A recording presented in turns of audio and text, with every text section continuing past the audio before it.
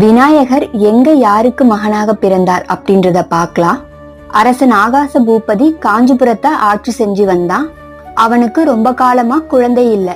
குழந்தை வரம் வேண்டி அவனும் அவனுடைய மனைவியும் காமாட்சி அம்மனை வழிபாடு செய்ய தொடங்கினாங்க.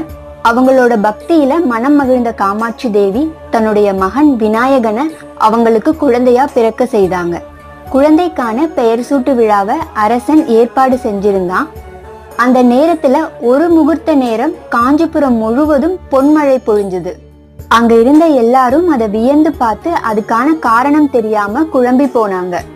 பிறந்து 12 நாளான அந்த குழந்தை அப்பான அரசனை அழைத்து சுமங்கலிக்கான உணவு பந்தியில போய் பாருங்க, இதுக்கான காரணம் புரியும் அப்படின்னு சொல்லுது.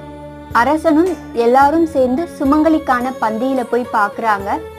அங்க இருந்த இலைகள்ல ஒரு இலை மட்டும் வெற்றிடமா இருக்கு. அதில் இருந்த உணவுகளை